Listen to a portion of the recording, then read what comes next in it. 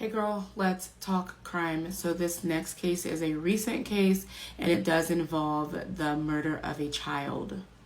So this is 12-year-old Andre Smith, and he and his 8-year-old brother lived with their grandmother who was their legal guardian. I don't know the exact reason why they were living with their grandmother and why she had legal guardianship, but I do know that they were under the supervision of Child Protective Services and their mother was in the process of trying to regain custody. So their grandfather, Andres, who was 54, did not have a relationship with the boys, but did want to build one with his grandsons. So he moved from Indiana to Milwaukee a few months ago. So Andre and his younger brother stayed at their grandfather's home because he had asked them to.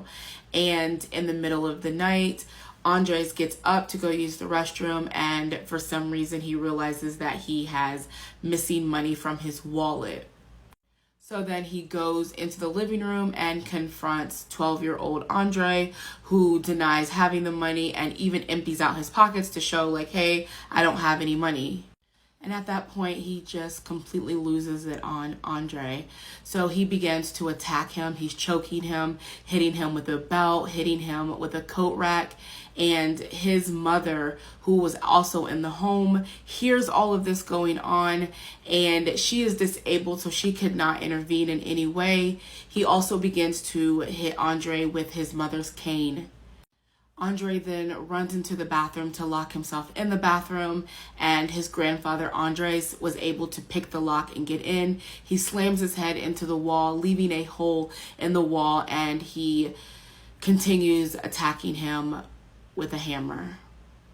At some point during this attack that lasted anywhere from 3 a.m. to 8 a.m., the 8-year-old brother was injured as well. He had a broken finger and said that he had been hit with a hammer as well. So Andres sends a text message to the grandmother saying like, you know, he stole from me. And once she got that message, she told the children's mother, like, go get your sons. And when the biological mother and her boyfriend showed up, they just walked into a horror scene. When they opened the door, the 8-year-old boy ran out, and that's when they seen that the 12-year-old Andre was just covered in blood. They took him to the hospital where he was pronounced dead. Andre had skull fractures. He also had a severe brain injury. Andres has been charged with first-degree intentional homicide, physical abuse of a child, and child neglect. He faces life in prison if he is convicted. He also was convicted and sentenced to prison back in 1990 for homicide, where he did 4 years.